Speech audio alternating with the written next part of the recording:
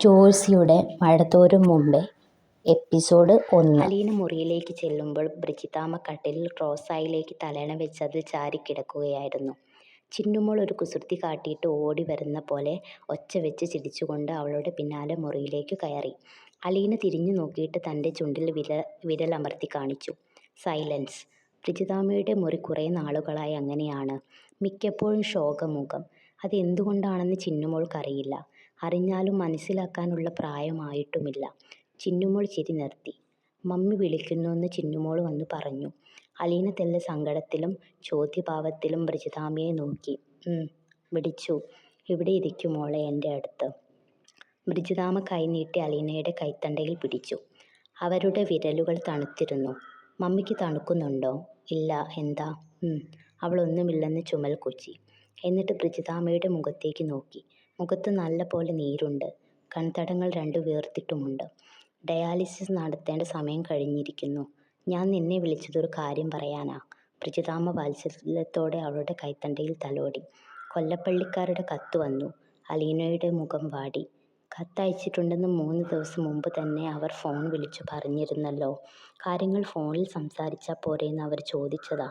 ഞാനാ നിർബന്ധം പിടിച്ചത് കത്തയക്കണമെന്ന്. നമ്മുടെ കയ്യിൽ എന്തെങ്കിലും ഒരു രേഖ വേണ്ടേ?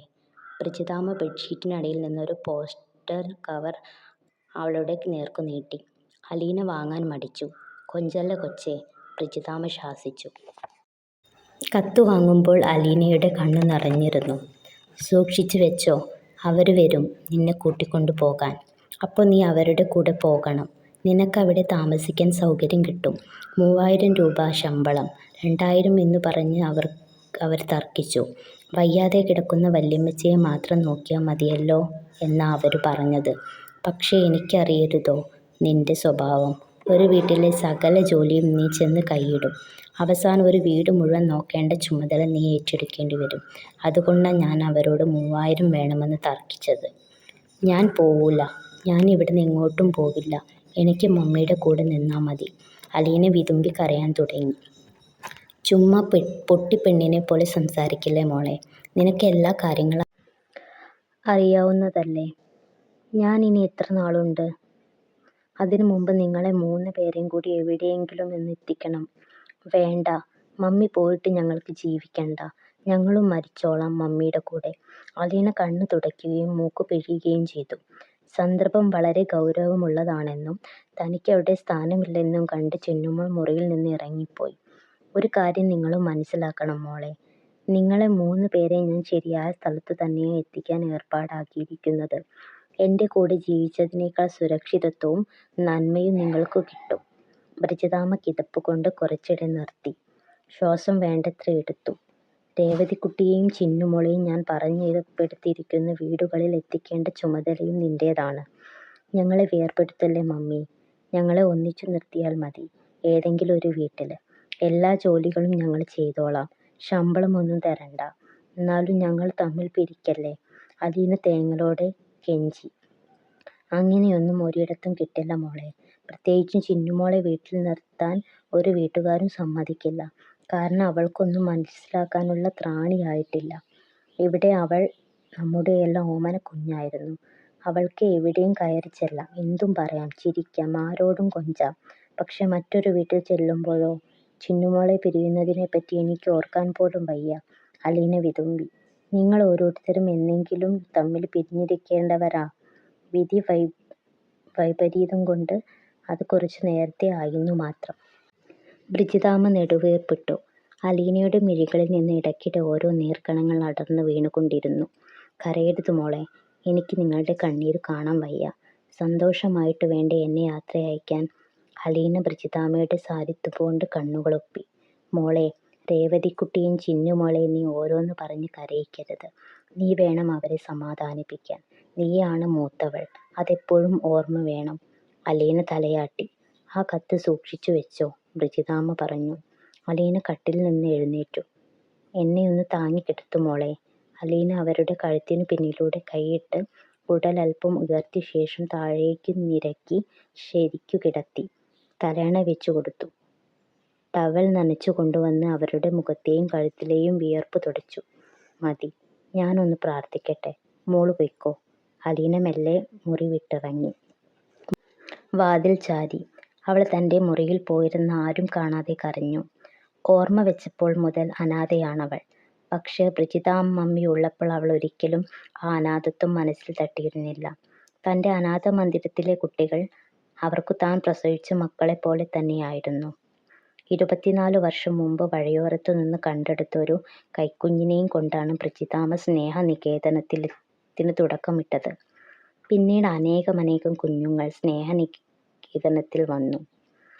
അമ്മയോ അച്ഛനോ ഉപേക്ഷിച്ച കുഞ്ഞുങ്ങൾ, യുവതികൾക്ക് സംഭവിച്ച കൈത്തെറ്റുകൾ, മാതാപിതാക്കൾ മരിച്ച അനാഥരായവർ, തെരുവിലെ എച്ചിൽ കൂനകൾക്കരികിൽ നിന്ന് കണ്ടെടുത്തവർ. സ്നേഹനികേതനത്തിൽ 42 അന്തേവാസികൾ വരെ ഒരു ഘട്ടത്തിലുണ്ടായിരുന്നു. അംഗസംഖ്യ ചില വർഷങ്ങളിൽ ഏറിയും കുറഞ്ഞുമിരുന്നു. പല കുട്ടികളെയും വിദ്യാഭ്യാസം ചെയ്യിപ്പിച്ച് മിടുക്കരാക്കി വിടാൻ ബ്രിജിതാമ്മയ്ക്കു കഴിഞ്ഞിട്ടുണ്ട്. ചില പെൺകുട്ടികളുടെ വിവാഹം നടത്തിക്കൊടുത്തയച്ചു. കുറെ കാലം സ്നേഹനികേതനത്തിൽ നിന്ന ശേഷം ജോലി തേടിപ്പോയവരും ജോലി കിട്ടിപ്പോയവരുമുണ്ട്. സ്നേഹനികേതനത്തിൽ നിന്ന് പല ഘട്ടങ്ങളായി ചാടിപ്പോയ കുട്ടികളും കുറവല്ല. കുട്ടികളില്ലാത്ത മാതാപിതാക്കൾ സ്നേഹനികേതനത്തിൽ നിന്ന് കുട്ടികളെ ദത്തെടുത്ത് കൊണ്ടുപോയിട്ടുമുണ്ട്. ബ്രിജിതാമ്മ സ്നേഹനിലയം എന്ന പേരിൽ അനാഥക്കുട്ടികളുടെ സംരക്ഷണത്തിനായി ഒരു സ്ഥാപനം തുടങ്ങിയപ്പോൾ സ്ഥിതി ഒട്ടും ആശാവഹമായിരുന്നില്ല. സഹകരിക്കാനോ സഹായിക്കാനോ ആരും മുമ്പോട്ടു വന്നില്ല. ബന്ധുജനങ്ങളുടെ പോലും കടുത്ത എതിർപ്പിനെ നേരിടേണ്ടി വന്നു. അന്യരാജ്യത്തു പോയി കിടന്ന് 10-15 കൊല്ലം കൊണ്ട് കഷ്ടപ്പെട്ടുണ്ടാക്കിയ കാശു കളയാൻ അവൾ വേറൊരു മാർഗവും കണ്ടില്ല എന്നായിരുന്നു ബന്ധുക്കളുടെ പരാതി. ബന്ധുക്കളെന്നു പറയാൻ ബ്രിജിതാമ്മയ്ക്ക് മൂത്ത സഹോദരനും അപ്പനും മാത്രമേ ഉണ്ടായിരുന്നുള്ളൂ. കുവൈത്തിൽ ജോലിയായിരുന്ന കാലത്ത് നഷ്ടപ്പെട്ടതാണ് ബ്രിജിതാമ്മയ്ക്ക് ഭർത്താവിനെയും 2 മക്കളെയും. ബ്രിജിതാമ്മ നഴ്സായിരുന്നു. ഭർത്താവ് ഐസക് എക്സ്-റേ ടെക്നീഷ്യനും. 2 മക്കൾ 11ഉം 9ഉം വയസ്സ് പ്രായം.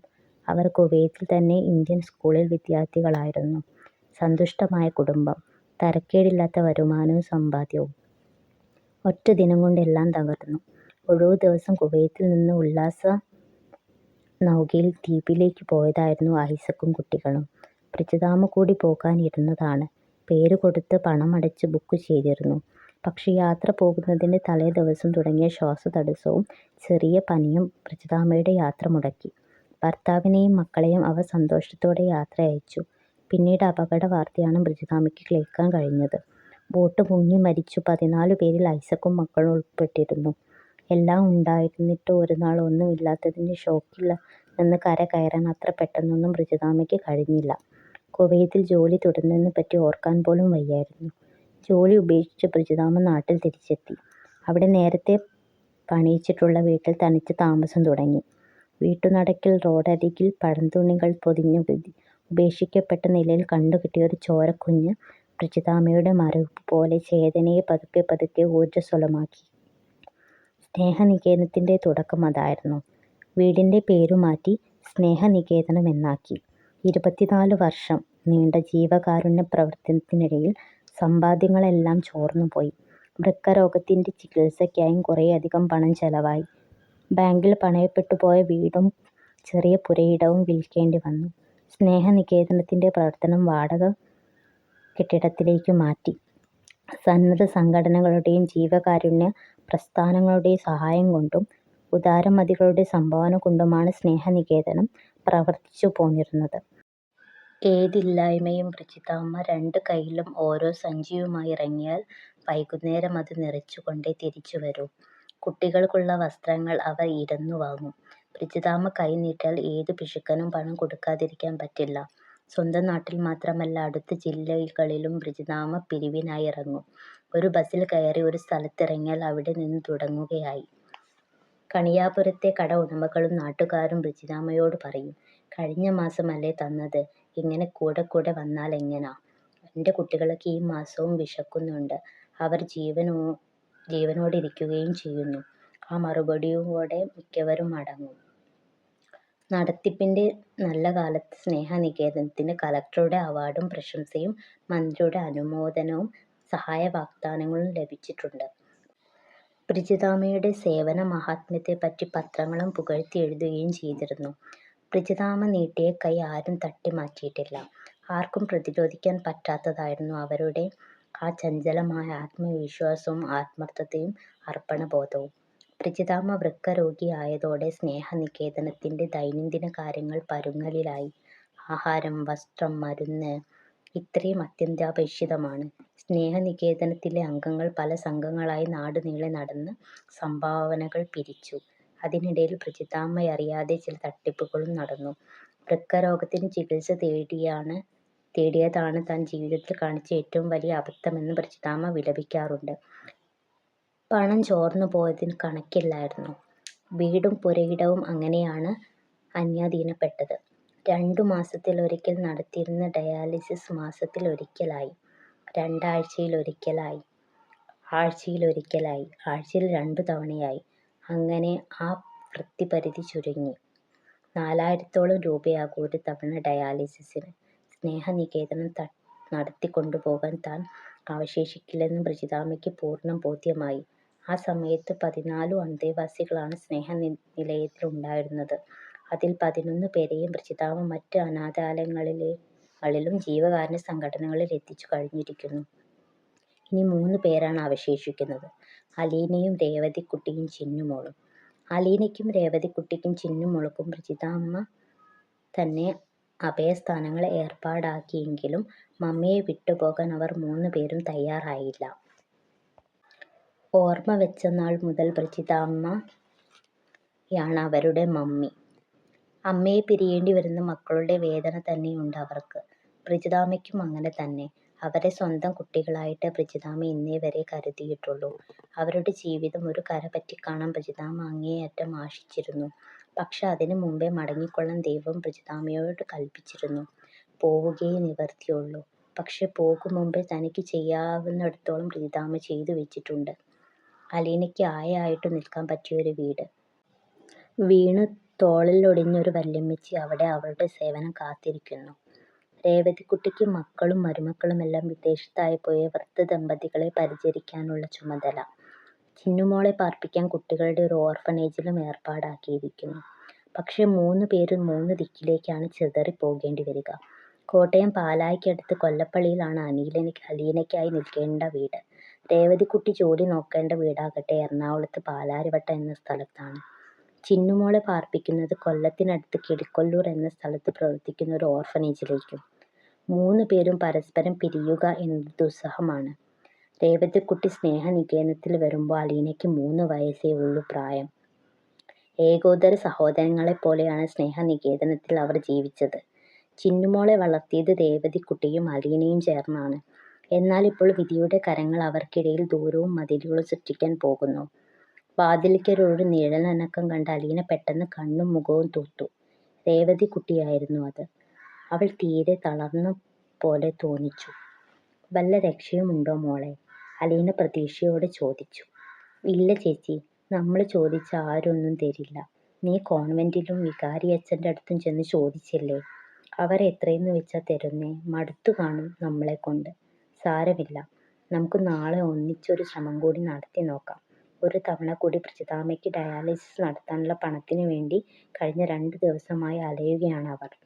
2 4 ദിവസം കൂടി മമ്മിയുടെ ആയുസ്സ് നീട്ടിയെടുക്കാനുള്ള പ്രാർത്ഥനയും പ്രയത്നവുമാണത്. മനസ്സുള്ളവർക്ക് അലിഞ്ഞാലേ നിവൃത്തിയുള്ളൂ. "മമ്മിക്കിപ്പോ എങ്ങനെയുണ്ട് ചേച്ചി?"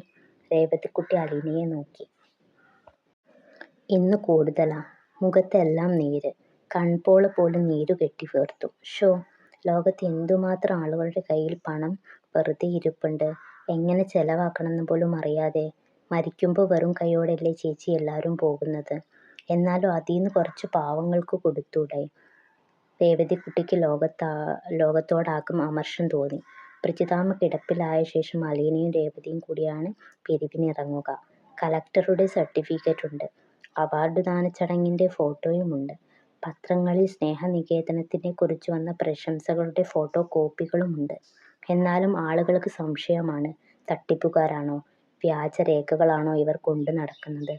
ചിലപ്പോൾ ചിന്നുമോളെയും അവർ കൂടെ കൊണ്ടുപോകും. ഇങ്ങനെ വീടുവീടാന്തരം കയറിയിറങ്ങി നടക്കുന്നത് അവൾക്ക് വലിയ ഇഷ്ടമാണ്. രേവതിയോ അലീനയോ തനിയെ ദൂരെ എങ്ങും പിരിവിന് പോകാറില്ല. സ്ഥാപനങ്ങളിലോ കോൺവെന്റുകളിലോ ആശ്രമങ്ങളിലോ പള്ളികളിലോ മാത്രമേ തനിയെ പോകാറുള്ളൂ. "നീ വിഷമിക്കേണ്ട മോളെ. നാളെ നമുക്ക് ഒന്നുകൂടി ശ്രമിച്ചു നോക്കാം. ഞാനും കൂടി വരും പിരിവിന്. വിഷാദഗ്രസ്തയായിരുന്ന രേവതിക്കുട്ടിയെ അലീന ആശ്വസിപ്പിച്ചു. ഞാൻ മമ്മിയെ ഒന്ന് കാണട്ടെ. രേവതിക്കുട്ടി എഴുന്നേറ്റ് പ്രജിതാമ്മയുടെ മുറിയിലേക്ക് പോയി. രാത്രിയായതോടെ പ്രജിതാമ്മയുടെ നില കുറച്ചുകൂടി വഷളായി. ചിന്നുമോളെ ഉറക്കിയിട്ട് അലീനയും രേവതിക്കുട്ടിയും പ്രജിതാമ്മയുടെ കിടക്കയിൽ അവരെ ശുശ്രൂഷിച്ചുകൊണ്ടിരുന്നു. ഇടയ്ക്കിടെ അവർ പെൺകുട്ടികൾ ചെയ്യേണ്ട കാര്യങ്ങൾ ഓർമ്മിച്ചുകൊണ്ടിരുന്നു. ചിന്നുമോളെ ആദ്യം കിളിക്കൊല്ലൂരിനടുത്തുള്ള അഗതി മന്ദിരത്തിൽ കൊണ്ടുവിടണം. അവൾ കൂടെ. അലീന മാത്രം പോയാൽ പോരാ, രേവതിക്കുട്ടിയും പോണം. അവളോടൊപ്പം കുറേ സമയം അവിടെ ഇരിക്കണം. ആ സ്ഥലവും പുതിയ കൂട്ടുകാരെയും അവളുടെ മനസ്സിന് ഇണങ്ങുന്നതുവരെ. അത്രയും പറഞ്ഞിട്ട് ശ്വാസം വേണ്ടത്ര കിട്ടാതെ പ്രജിതാമ്മ ഞെരുങ്ങി. അവരുടെ കൃഷ്ണമണികൾ ഒരു വട്ടം മറഞ്ഞുപോയി. എല്ലാം ഞങ്ങൾ ചെയ്തോളാം. മമ്മി ഇങ്ങനെ വിഷമിക്കാതെ കിടന്നാ മതി, അലീന കണ്ണീരോടുകൂടെ പറഞ്ഞു. എൻ്റെ വിഷമമൊക്കെ പെട്ടെന്ന് തീരും. നിങ്ങളെ വിഷമിക്കാതിരിക്കാൻ വേണ്ടിയാ പറയണേ. പ്രജിതാമ്മ ദീർഘശ്വാസമെടുത്ത് എഴുന്നേറ്റ് തുടർന്നു. രേവതിക്കുട്ടിയെ അലീന മോള് തന്നെ പാലാരിവട്ടത്തെത്തിക്കണം. അവളോടൊപ്പം ഒരു ദിവസം താമസിക്കണം. അവൾക്ക് അവിടം പരിചയമായിട്ടേ മോള് തിരിച്ചു പോരാവൂ. രേവതിക്കുട്ടിക്ക് സങ്കടം അടക്കാൻ കഴിയുന്നില്ല. അവൾ വിങ്ങിക്കരഞ്ഞുകൊണ്ട് എഴുന്നേറ്റുപോയി. മമ്മി ഇങ്ങനെയൊക്കെ പറഞ്ഞിട്ടാ? അലീന കണ്ണു തുടച്ചു. സാരമില്ല, നിങ്ങളെ 3 പേരെയും ഞാൻ നല്ല സ്ഥലങ്ങളിൽ തന്നെ ഏൽപ്പിക്കുന്നേ. ഇതിങ്ങനെ തന്നെ വേണമെന്ന് എനിക്ക് നിർബന്ധമുണ്ടായിരുന്നു. കുറേ സമയം എടുത്തെങ്കിലും എന്നെക്കൊണ്ട് അത്രയും സാധിച്ചു. അലീന എഴുന്നേറ്റ് പോയി ടവലെടുത്ത് നനച്ച് അവരുടെ മുഖവും കഴുത്തും തുടച്ചു കൊടുത്തു. എവിടെ ചെന്നാലും നല്ലതേ പറയിക്കാവൂ കേട്ടോ. പ്രജിതാമ്മയുടെ കുഞ്ഞുങ്ങൾ ചീത്തയാണെന്ന് ആരെക്കൊണ്ടും പറയിപ്പിക്കരുത്. ഞാൻ പോയാലും എൻ്റെ മനസ്സ് നിങ്ങളുടെ കൂടെയുണ്ടാവും. ഞാൻ നോക്കിക്കൊണ്ടിരിക്കും. എൻ്റെ മക്കൾ എന്തൊക്കെയാ ചെയ്യണേന്നും പറയണേന്നും. മതി മതി മമ്മി, അലീന വിതുമ്പിക്കൊണ്ട് കെഞ്ചി. ഇവിടുന്ന് പോയവരെയൊക്കെ സൗകര്യം കിട്ടിയാൽ ചെന്നു കാണണം കേട്ടോ. സഹായിക്കേണ്ടവരെ കഴിയുമെങ്കിൽ സഹായിക്കണം, ആശ്വസിപ്പിക്കണം. മമ്മി, ദൈവത്തെ ഓർത്തൊരു കാര്യം കൂടി നിന്നോട് എനിക്ക് പറയാനുണ്ട്. പ്രജിതാമ്മ അവളുടെ കൈവിരലുകളിൽ പരതി പിടിച്ചു. നിന്നോട് പറയാതെ പോകുന്നത് മഹാപാപമാണെന്ന് തോന്നിയത് കൊണ്ടാ. ഞാൻ പോയി കഴിഞ്ഞാൽ പിന്നെ ഒരിക്കലും നിനക്കിതറിയാൻ പറ്റില്ല. അലീന പ്രജിതാമ്മയെ സൂക്ഷിച്ചു നോക്കി. നീ ഒരിക്കൽ എന്നോട് ചോദിച്ചു, നിന്നെ പ്രസവിച്ചത് ആരാണെന്ന് അറിയാമോന്ന്. അറിയാം എന്ന് ഞാനും പറഞ്ഞു. ആ ദിവസം അലീനയ്ക്ക് ഓർമ്മയുണ്ട്. ഈ ഓർഫനേജിൽ എത്തുന്നതുവരെ പല കുഞ്ഞുങ്ങളും അനാഥരെന്ന് അല്ല എന്ന് അവൾക്കറിയാമായിരുന്നു. പാവങ്ങളുടെ ഇല്ലായ്മയിൽ നിന്ന് മാത്രമല്ല അനാഥ കുഞ്ഞുങ്ങൾ എത്തുന്നത്. ഇടത്തരക്കാരുടെ ദുരഭിമാനങ്ങളിൽ നിന്നും സമ്പന്നരുടെ അഹങ്കാരങ്ങളിൽ നിന്നും അപമാനത്തിൽ നിന്നും. ഒരു കുഞ്ഞിൻ്റെയും കൂടെ അമ്മയുണ്ടായിരുന്നില്ല. ബന്ധുജനങ്ങളിൽ ആരെങ്കിലും ചിലപ്പോൾ 2 പേർ.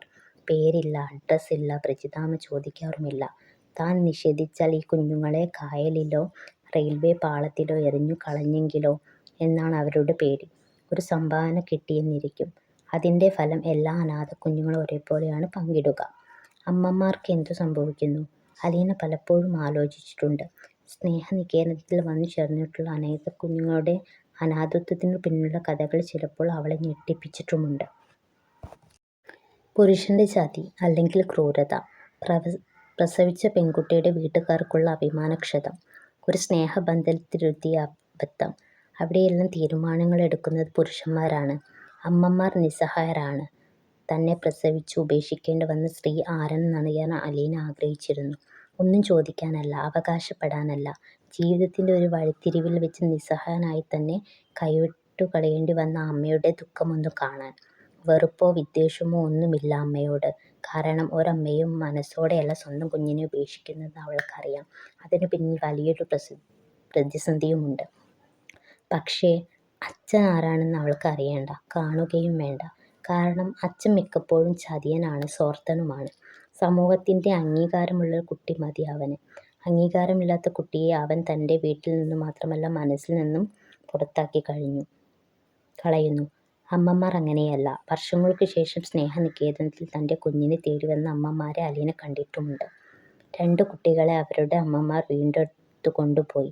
ഏതോ ഒരു പണക്കാരിയായ സ്ത്രീ കാറിലാണെത്തിയത്.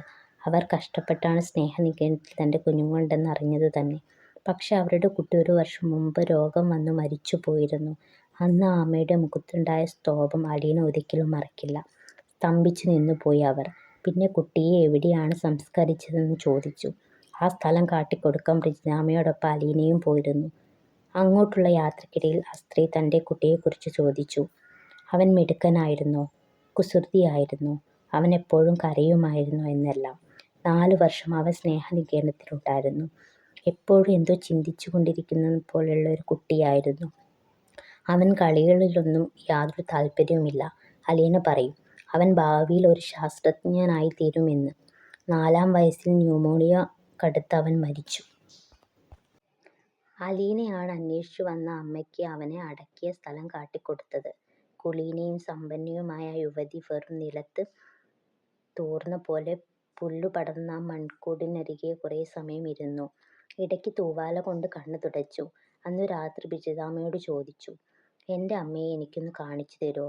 ഒരു പ്രാവശ്യം മതി, ഞാൻ മിണ്ടാതെ തിരിച്ചു പോന്നോളാം. അന്ന് താൻ ചോദിച്ച ചോദ്യത്തിന് ഇന്ന് മറുപടി കിട്ടാൻ പോവുകയാണെന്ന് അലീനയ്ക്ക് തോന്നി. മോളെ, ബ്രിജിതാമ്മയുടെ വിരലുകൾ അവളുടെ കൈത്തല അമർത്തിപ്പിടിച്ചു. ഞാൻ നിന്റെ അമ്മയുടെ അടുത്തേക്കാണ് നിന്നെ അയക്കുന്നത്. അലീന സ്തംഭിച്ചിരുന്നു. പക്ഷേ നീ എനിക്കൊരു വാക്ക് തരണം. നീ ആ അമ്മയുടെ മകളാണെന്ന സത്യം ആ സ്ത്രീയോ അവരുടെ കുടുംബാംഗങ്ങളോ അറിയിക്കില്ലെന്ന്. അറിയിച്ചാൽ അത് ബന്ധങ്ങൾക്ക് കൂട്ടിയിണക്കുന്നതിനു പകരം തകർക്കുകയുള്ളൂ. കാരണം ആ അമ്മയെ സംബന്ധിച്ചിടത്തോളം നീ വളരെ വർഷങ്ങൾക്ക് മുമ്പേ മരിച്ചു പോയവളാണ്. നീ ഭൂമിയിൽ ജീവിച്ചിരിപ്പില്ലെങ്കിൽ മാത്രം ജീവിക്കാവുന്ന ഒരു ജീവിതമാണ് ഇപ്പോൾ അവരുടേത്. അവർക്കറിയില്ല നീ ഉണ്ടെന്ന്. വെളിപ്പെടുത്തരുത്. ഒരു മന്ത്രവാദിനിയാണ് സംസാരിക്കുന്നതെന്ന് അലീനയ്ക്ക് തോന്നും. അത്രമേൽ ഭാവതീവ്രവും സാന്ദ്രവുമായിരുന്നു അവരുടെ സ്വരവും വാക്കുകളും. പക്ഷേ നിനക്കു കാണാം, ഒരു കണ്ണാടി ഭിത്തിക്കപ്പുറം നിന്നെ കാണുന്ന പോലെ എല്ലാം കാണാം. നിന്റെ അമ്മ ചിരിക്കുന്നു, സംസാരിക്കുന്നു. നിന്റെ സഹോദരങ്ങൾ കോളേജിലേക്ക് പോവുകയും തിരിച്ചു വരികയും ചെയ്യുന്നു. നിന്റെ ബന്ധുജനങ്ങൾ അതിഥികളായ വീട്ടിൽ സന്ദർശനത്തിന് വരുന്നു, മടങ്ങിപ്പോകുന്നു. പക്ഷേ നീ അതെല്ലാം കാണാനേ പാടുള്ളൂ. ഒന്നും ആരെയും അറിയിക്കരുത്. സമ്മതമാണോ എൻ്റെ മൂക്ക്?